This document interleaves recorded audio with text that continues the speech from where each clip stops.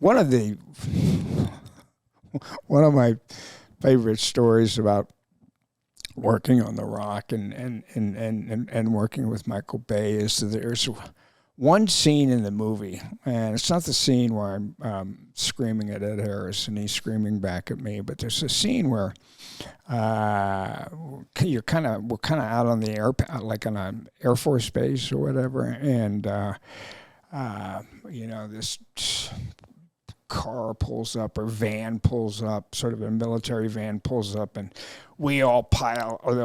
I think we're Navy. Yeah, we play Navy SEALs in that, and the Navy SEALs pile out of this van, and I get out and I give this sort of, speech. This is what we're gonna do, and this is how we're gonna do it, and this is who I am, and you listen to me, and blah blah blah, and it was a pretty big production shot.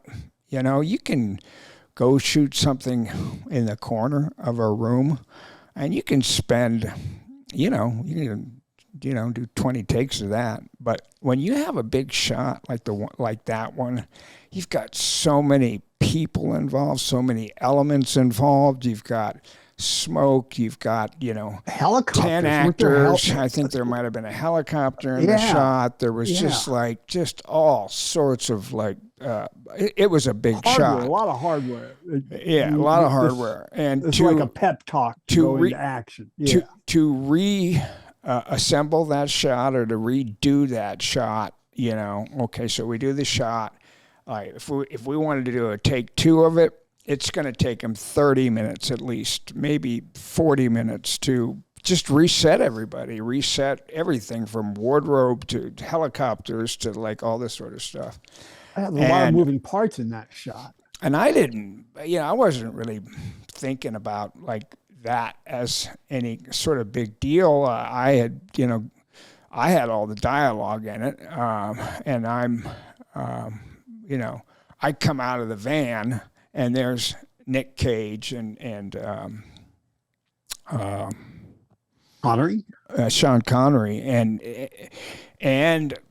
3 or 4 other people there, and I go into this speech, and so we get ready to shoot it, and of course this is dialogue that I've gone over and over and over and over and over and over and over in my head because I don't want to be that guy, So anyway, we get ready to shoot it, and I'm all pumped up, and I'm ready, and the adrenaline's flowing, and I'm ready to go, and okay, here we go, van action, and you're here we can. I'm in the back of the van. Boom, we've all got marks, of course, that we hit when we get out of the van. I get out of the van, fucking hit our marks, and I'm just like,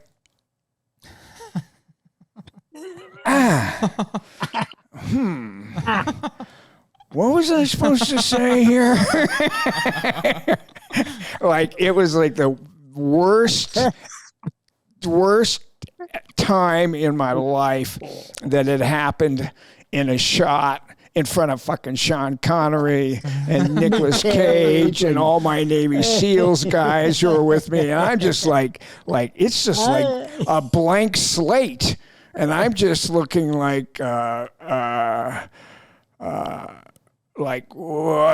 fuck, And that goes on for, 5 or 10, maybe 7 seconds, 8 seconds, and I start looking up, and all of a sudden I hear Michael Biehn say, "All right, men, the purpose for us being here is," and I'm like, "All right, man, the purpose of us being here is," and then I was completely blank again, We're going to get on a plane and we're going to fly over to The Rock, and this is, and then there's Michael Biehn. He either knew the dialogue or was sitting next to somebody who had the script. And that entire scene, which we shot in one take, of course, because he didn't want to turn around and redo it, that entire scene, he was spoon feeding me every single line of that scene, and it was embarrassing, and And that kind of stuff, I guess, happens. But that was the worst, as far as it being a big production shot, as far as us having to do it again, as far as it being an A movie with people like Sean Connery and Nicolas Cage, and just like everything that I was like, I didn't know any of it. I didn't know a word of it, And of course I'd known it. I'd done it over and over and over and over and over in my head. But knowing that story, I was watching for that scene. Oh yeah, you watched it last night, right? Yeah. So I'm watching for it, and I have to say, man, he cut it together beautifully. You can't tell you were panicked. You, as they say, went up on your line. No, I know. You can't tell, man. I know. He got it. He made it work. Well, he fixed it in post. Thank you. Yeah, thank you, Michael Biehn. Thank you for making me look good, because I have seen it since too. And of course, when I saw the movie originally, one of the things that I was worried about was that little sequence, and it works fine. It works great, and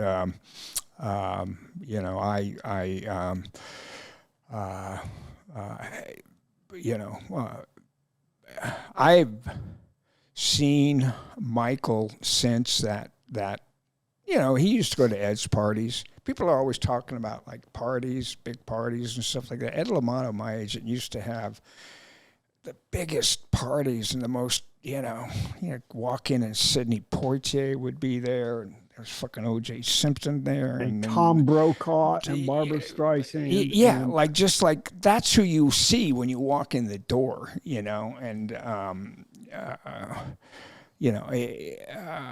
but anyway, every once in a while I run into Michael Biehn, because Michael Biehn used to go to Ed's parties, and I've talked to him a little bit, and I always kind of like give him the business a little bit, because it's my opinion, and it's true. It's true. And Nicolas Cage carries that movie. He's wonderful throughout the movie, and without Nick in that movie, I'm not sure. But he's absolutely, everybody's really wonderful in it. But I always say to Michael Biehn, or I used to say to Michael Biehn when I saw him, I said, Michael, I think that I am in the best Michael Biehn movie ever made. And to this day, I still believe that. And I said, and Michael, I think I was in the best scene in that movie. Meaning the scene that I have with Ed Harris. I think it's a really, really wonderful scene that people remember. Now, I didn't carry the movie like Nicolas Cage did, and I didn't shoot it, and I didn't write it, and I didn't do a lot of stuff. But I had a good time doing it, and it's one of the movies, I guess, that I was in that right away people knew that it was a hit. And I still look back at Michael Biehn's career, and I still think it's the best movie that he's done.